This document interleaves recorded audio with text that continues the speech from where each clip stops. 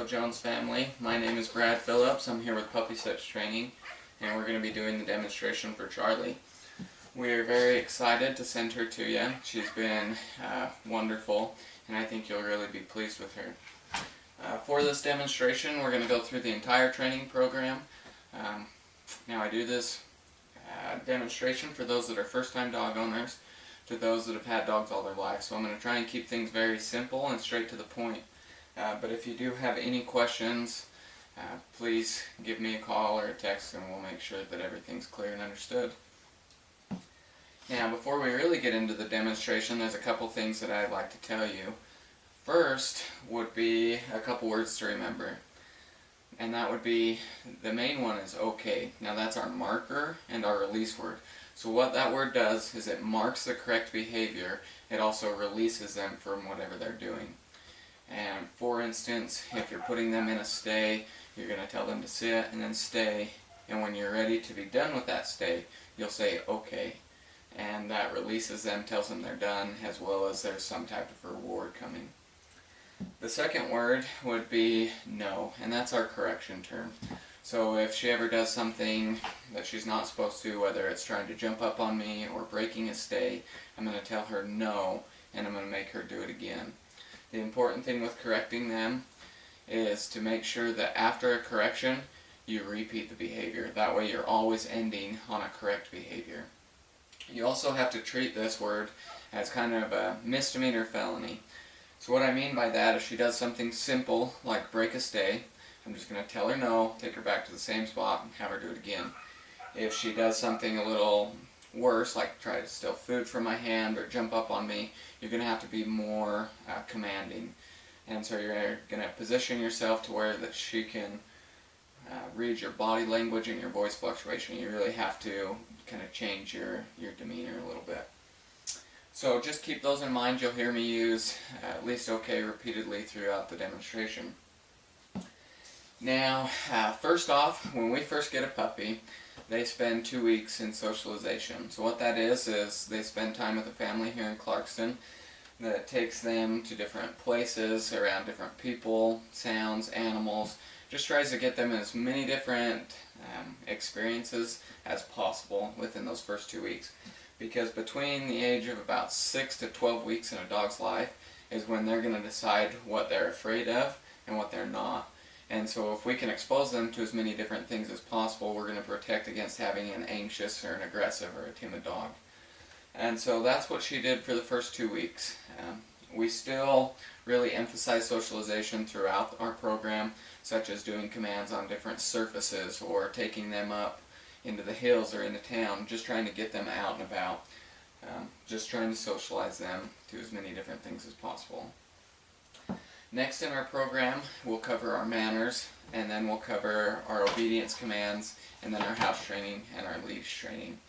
Now, the last two, they definitely took up the bulk of the time because it's a lot of hours, a lot of repetitions, just trying to make sure that they're solid on those things and they're going to work for, or that they're going to work for you.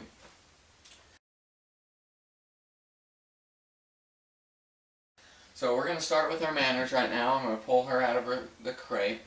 And the first part of those manners is our gates and our doorways. So anytime we let them go through or come out of the crate or go through the door, I expect her to hold a stay without me telling her. It's an expected behavior.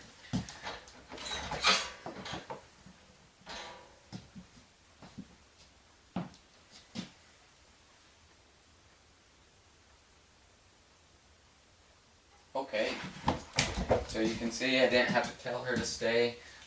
That's just opening the door, and she knows that she's supposed to wait. Now I expect her to do the same thing for our house door right here.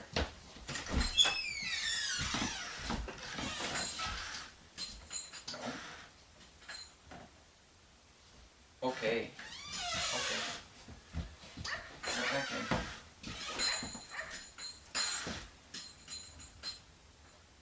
Okay. Now if she does kind of try and just walk through, like she started to do there, I'll just give her a little leash correction and then expect her to relax and wait for you to give the cue. Now, that's one that you're going to have to be really firm on, just because the first time that she's able to break through the doorway, she's going to try it again and again, and so really expect that behavior.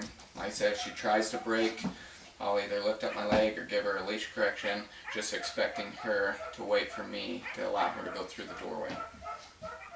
So next on our list is her greeting. So you saw as she approached me, she just sat.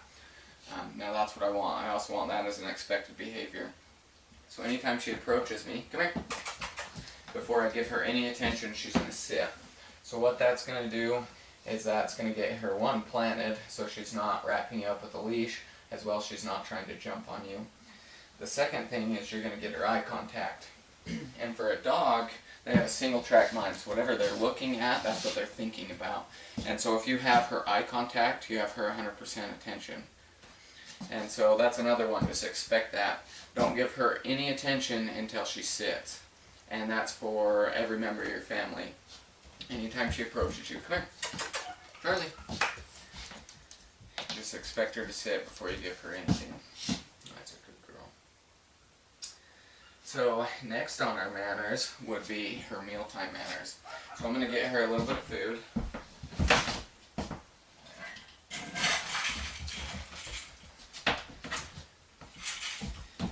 Now anytime she eats, I'm going to expect her to hold a sit-stay. And stay. This is a great time to really work on those stays. And so we do what we call the 3 Ds, and that's distance, duration, and distraction. And so I'll add all those. Talking is a very big distraction. I can move her food bowl, step away, just really lengthening that stay.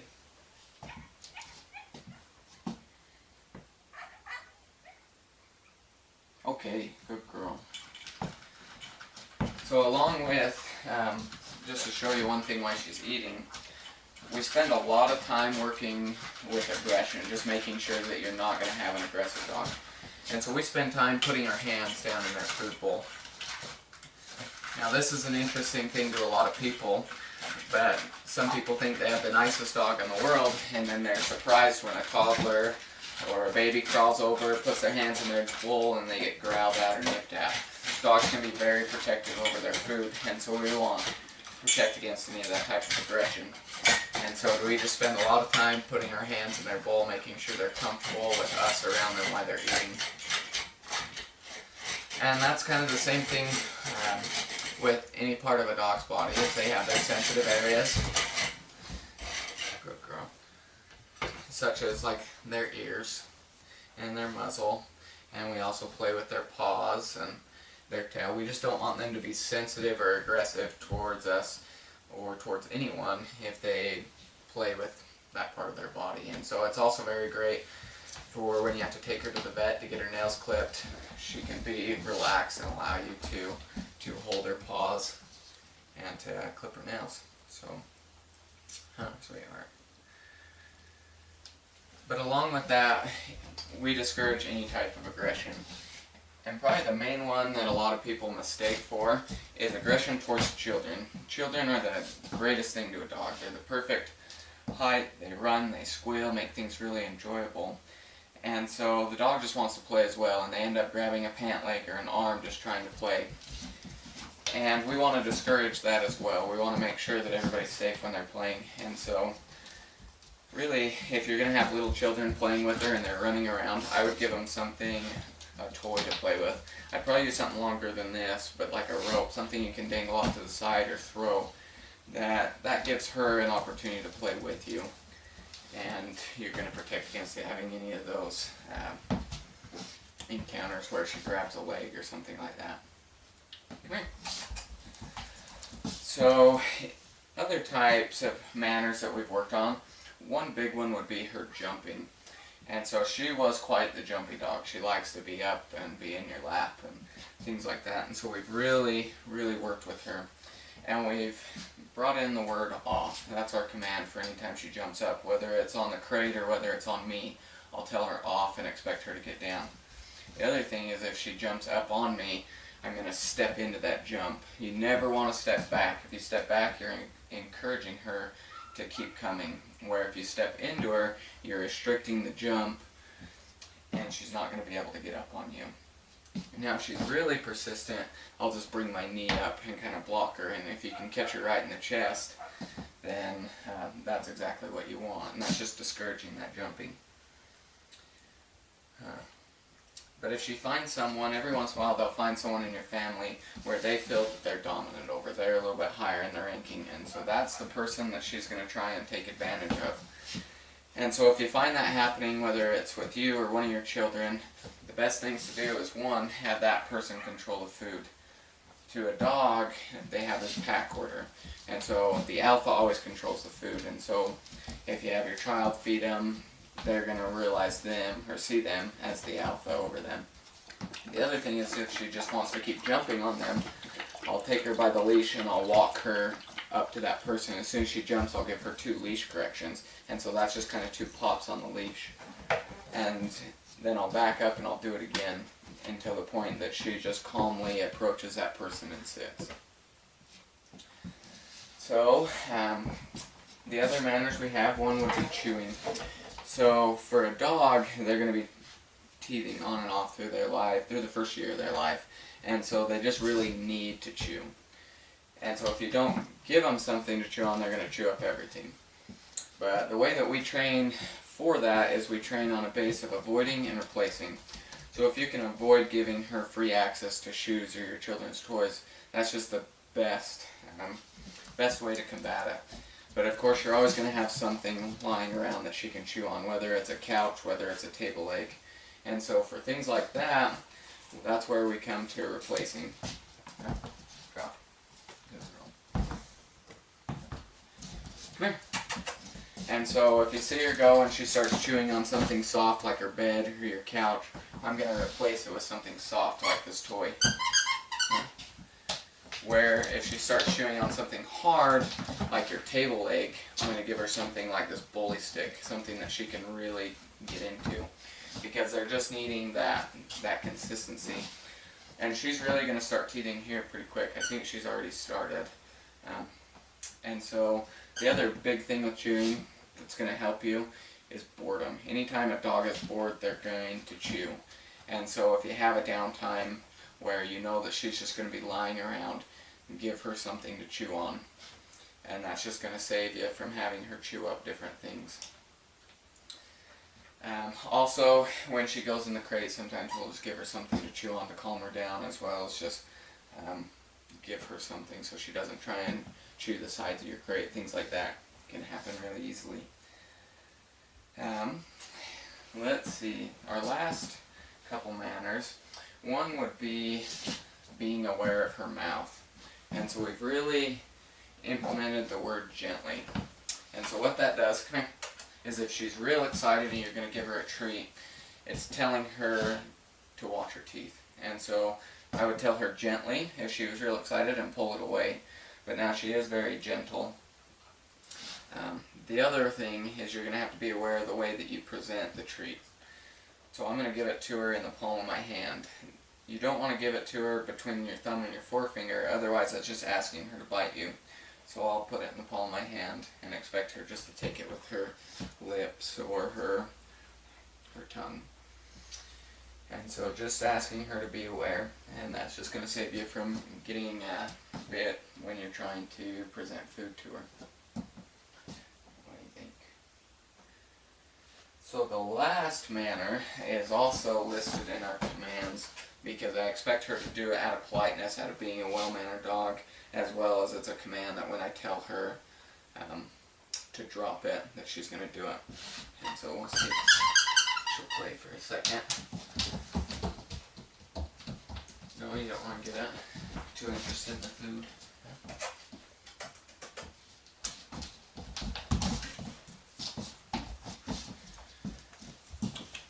Drop. Good girl. And so with drop it, I'm just expecting her to physically release whatever she has. Right there, she just opened her mouth and allowed me to take it. I don't want her to try and pull against me or refuse or growl. And so I really expect her just to, on her own will, just open her mouth and release it. You do have to watch out with something soft like this. sometimes you might think that she's trying to pull, but her teeth are just caught in it, and so you have to kind of be aware, especially when they're teething. You can end up outside. We're going to take her outside where she rang the bell, and then we'll come back to her manners. Quick, let's go outside. Okay.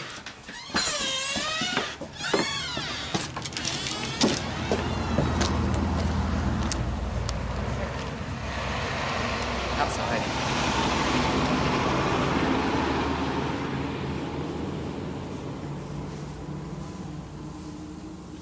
Outside.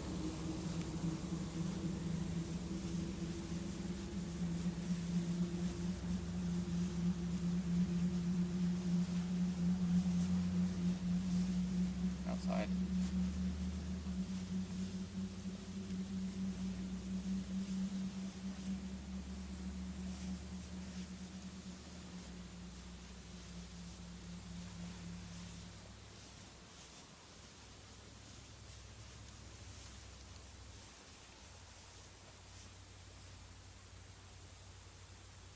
Okay, good outside.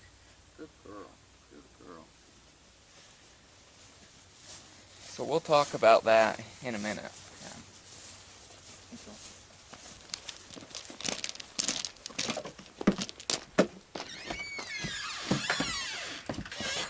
Okay.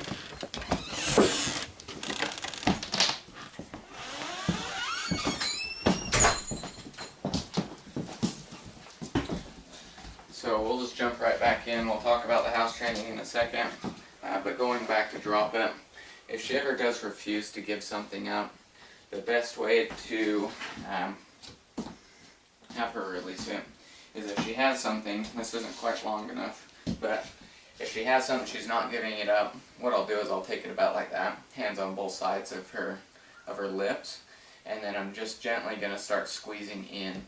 And I'm not going to let her move the toy or move whatever she has. I'm just going to make it very unappealing to her. And if she still doesn't give it up, then I'm just going to pinch those lips against her canines. But just expect her just to give things up when asked. Drop. Good. Good girl. So that is it for our manners. Now we're going to hop into our commands. Alright, so we're going to talk about our commands now. We have 9 big ones that we focus on. One would be drop it, which we talked a little bit about. And then we have watch me, come, sit, sit stay, down, down stay, crate, and go to bed. So we're going to start with the 2 most elementary commands. These 2 we taught from day 1, and that's watch me and come. And so we're going to start with watch me. All I'm looking for is her eye contact. That's all I want. So, let's see if she's not really looking at me, but she's not looking away. Watch me. Okay. So you probably couldn't see that very well, but it was just her eyes. Watch me. Okay. See how she just looked at me right there? That's all I want. So what that can be used for is it can be a life-saving command if she's just running into traffic, you just need her to turn around and look at you. Or it can be as simple as if she's in the house and you're cooking, you drop a steak on the floor, you don't want her to get it. Expect her to look at you. And that's a great one just to practice very repeatedly with a whole bunch of treats. It's just getting her eye contact. Watch me. Okay. And when you're looking at her, if she's looking down and you tell her watch me, you'll just be able to see her eyes come up. And that's all that I want. The next one that's the elementary command that we teach is come. Now, come is very simple, just asking her to approach you. So, come! Okay, good girl.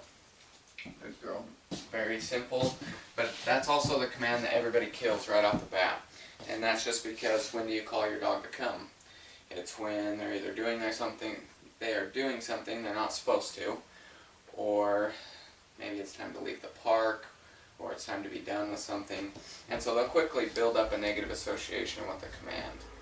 And so what we do to preserve that command is I'll call her 10 times for no reason other than just to give her some type of reward and let her go again. To every 1 time I have to call her to come. Also, if you don't have to call her to come, just don't. Go hook a leash on her and go. I was just going to save that command for when you really need it.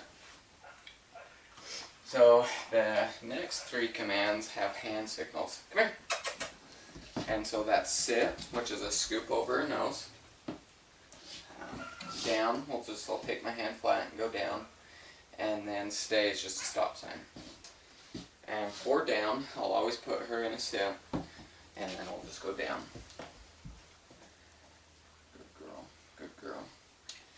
Now both down and sit have a stay attached. And so where she's already down, stay.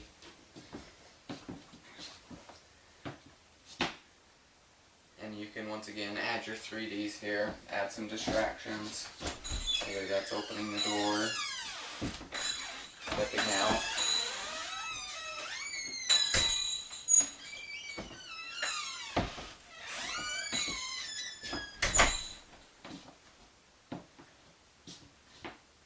Okay, good girl.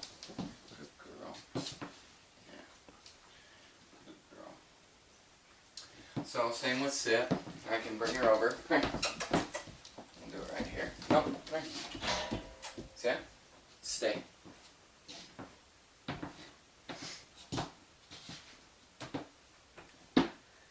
Now she has a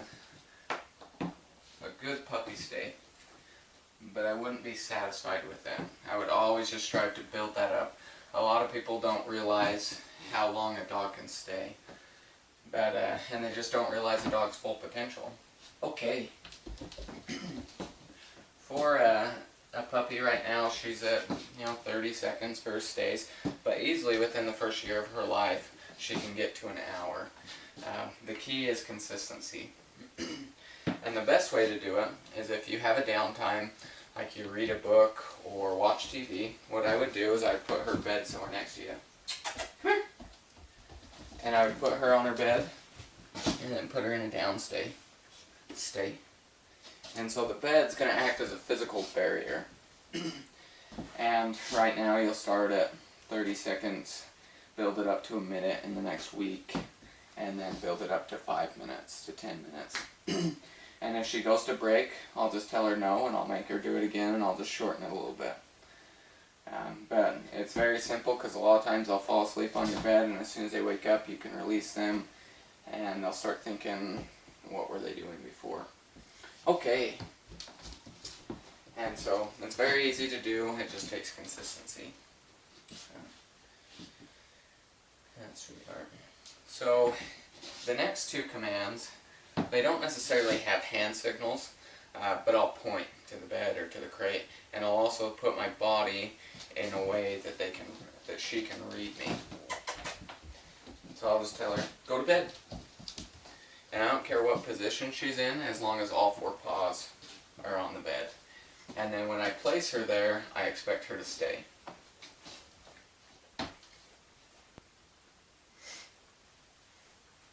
Okay, good girl. Good girl. And that's the same with the crate. Crate. Good girl.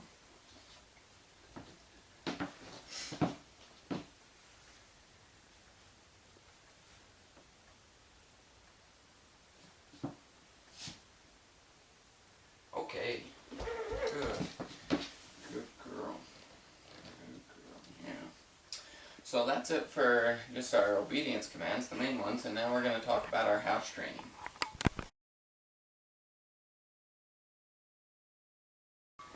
Alright, so we're going to talk about her house training. Now we spent a lot of time and a lot of effort into teaching her that she cannot go to the bathroom in the house. We've also taught her to ring the bell, which you've already seen once, as well as where to go to the bathroom outside. And so for a lot of that, you're going to have to reteach her your house, just to help her transition. So I'm going to give you a few tips that will help the transition.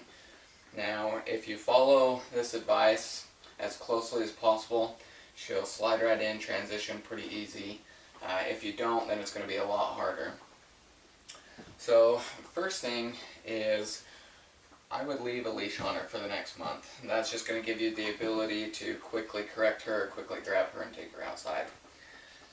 The next is as soon as you get her home. She's going to be on a long flight or a drive, and she's going to need to go to the bathroom. And so immediately I would take her to where you've designated that she goes to the bathroom. Pace around that area for a minute or two, telling her outside, which outside is her marker for going to the bathroom. And as soon as she goes, make it really rewarding. And so when I say that, tell her good outside, give her treats, give her loves, just making sure that she recognizes what she did as a positive thing. Next, you're going to bring her inside, and you're going to take the bell that we've given you. You're going to hang it on your door. Well, sorry, let me back up. You're going to take the bell, and what I would do is I would put it in some peanut butter or some bacon grease, something that smells really good. And then I would take it to whichever door you're going to use every time to take her to the bathroom, and I would hang it up. Immediately, she's going to go over and she's going to sniff out the peanut butter or whatever's on the bell, and she'll lick the bell. As soon as she touches that bell, you're going to mark it. So what you're going to do is as soon as she touches it, say, outside, you want to go outside, and then take her out. Now, you're going to do the same thing. You're going to get to that spot, you're going to pace around for a minute or two, repeating the word outside. Once again, we're just really emphasizing that word. Now, chances are she won't have to go, and so you'll pace around for a minute or two, and then come right back in. And immediately she's going to touch the bell again. So you're going to do the same thing. You want to go outside? Let's go outside. You'll take her out, pace around for a minute or two. If she doesn't go, come back in. She'll ring it again, you'll go out again. And so it's a lot of repetitions, just in and out, in and out. But as soon as she does go, make it very, very positive and mark it. So you're going to say, good outside, good girl. Give her a good pet, give her a treat, just make it very, very positive. And so with the peanut butter on the bell, I'll do that about 10 times, just going in and out, in and out.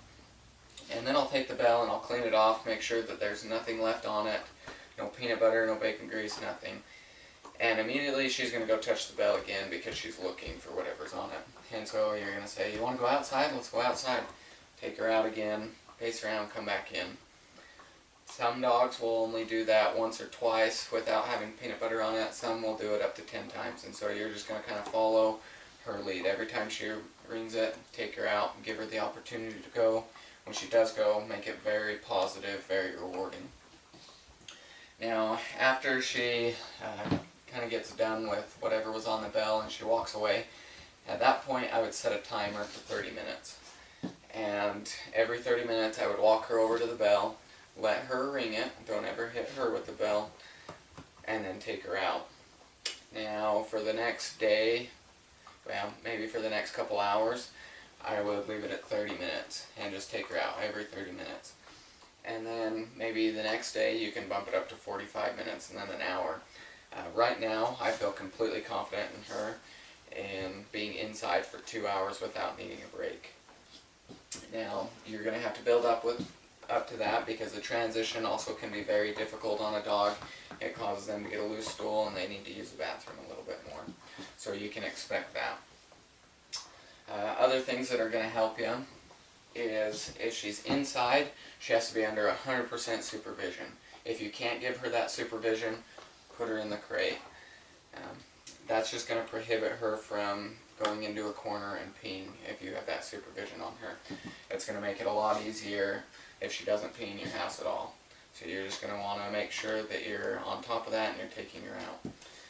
The other things that are going to help you is look for signs that she may need to go. Those signs are, as soon as she gets out of the crate, just take her out. As soon as she wakes up from a nap, take her out. If she gets up and just starts sniffing real heavily and walking around, I would take her out. All those times, she's going to have to go to the bathroom. Also, I would wait, 30 minutes to an hour after she eats, and then she'll probably need to go. But yes, 100% supervision. Make sure you're not allowing her to have the opportunity to have an accident in your house. And then really do those steps with the bell. You might need to do it twice, but you're just trying to make sure that it ingrains in her mind where the bell is and that it means the same thing, that it means to go outside and use the bathroom. The other thing is if she rings the bell and you are going out to play with her, make sure she uses the bathroom and then comes right back in. Wait 30 seconds to a minute and then go back out. because if you let her play after ringing the bell, then she'll start to realize that the bell means she can play, and she'll just ring the bell like every minute or two, and you don't want that. So along with her house training now, I'm going to talk about her crate training just for a second. We spent a lot of time making sure that she is comfortable in the crate. And she will sleep in there for 8 to 10 hours at night without needing a break, and 3 to 4 hours during the day without needing a break. Now with that being said, the next couple days she might need a break because of that transition, because she might just get a loose stool. She just needs to go out. So if she starts to whine, put a leash on her, walk her out to the bathroom, and then bring her right back in and put her away. She also might whine a little bit just because it's a new place, and for that I might just put a blanket over the crate just to help her feel secluded, well, not necessarily secluded, but feel comfortable, because dogs have a denning instinct, so they like things tight and dark, and so just to help comfort her. I also might give her something to chew on. But like I said, we spent a lot of time making sure that she's comfortable in the crate, and I would keep it that way, make it very positive in the crate. And that goes back to, with our commands, with everything, make sure that you're practicing it a lot, especially the crate. You don't just want to use that command when you lock her up. Especially for her age, where she's still a puppy, she will quickly realize that that's what that means. Every time you say crate, you're going to lock her up. And so I would make sure that whether it's right before you put her in, have her go in and out of the crate a couple times and then lock her up, but you just don't want her to think that it just means that she's on lockdown. So any questions with that, please give me a call. We want to make sure that that transitions smoothly. But if you follow those things, I don't think you should have a problem. And there she rang the bell, so we're going to take her out anyway. Outside, huh? Let's go outside. Let's go. Let's go. Okay.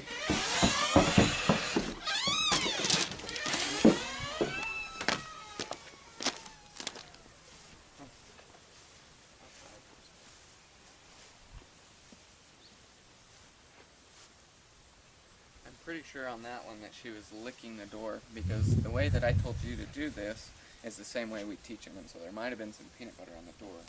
I don't know what it looked like, but either way we would take her out just to make sure that she understands that's what we're doing. Outside.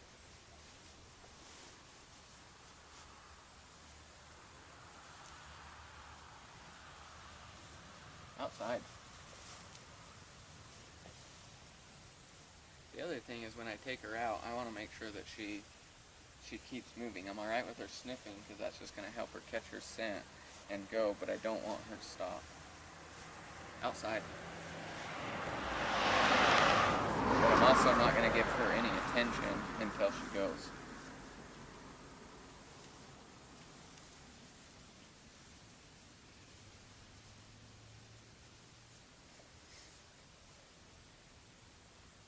Okay, good outside, good girl. The other thing you'll notice is we've done this enough that when she does ring the bell, even if she really didn't need to go like that, where she might have just been licking the door, she understands what we're doing, and so she might just squat and just go a little bit, because she doesn't have to go that much. So, either way, we're going to take her inside now, and then we'll do her leash training.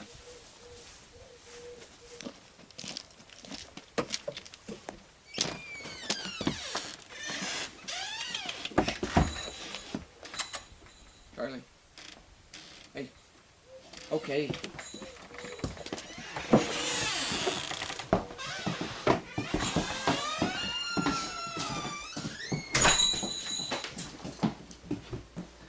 So now we'll talk just a little bit about her leash training.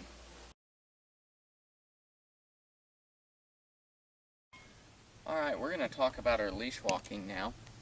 We take them on two types of walks. The first would be an off-leash or a long leash walk. That's just for her to be a dog. Just to run, to sniff, and to play. They really need those walks about once a week. When I take them, when I'm completely comfortable with her, I'll let her off leash, whether it's in the mountains or down by the river, and I'll just call her back every minute or so, just to give her a reward and let her go again. So that's really working on that come command, as well as it's letting her have that relaxed enjoyment that she needs. The second type of walk we do is an attention walk. It's a very basic heel. It's getting from point A to point B with her keeping her attention on me. And so when I do that, I want her to walk by my side with a loose leash. With any of the leash walking, we have two commands that we emphasize. One would be let's go, just signifying we're moving. The second would be easy, and that's if she starts to pull. Now if she starts to pull, I'm going to plant myself. I say become a tree. You're going to root yourself and don't let her pull through. I'm going to give her 2 leash corrections and say easy. But the one thing you want to make sure of on that is there's a difference between her pulling and her just finding the end of the leash. And so if she's just walking around like this, where she's a little bit bored, I can tell when she's just kind of hitting the end of the leash and coming back. And so I don't want to give her a good correction on that. But if she starts to pull, then I'm going to give her a correction and pull her back. So yeah, I'm going to show you our attention walk now, and just watch the way that she walks next to me. So, let's go.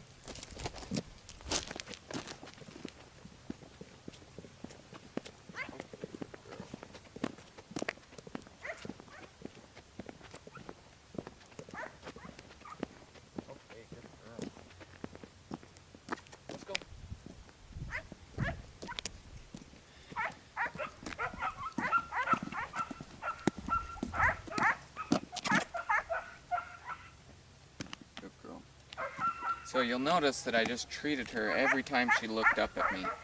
That's how we teach them this, is every time they look up, I'll reward them. Now I'm trying to really lengthen that out to where I'll have her look at me for a few more seconds before I reward her. But that's just keeping her interest in me. And if you're consistent with that, eventually you can just weed out the treats, but still ask her to look up at you and kind of keep her eye.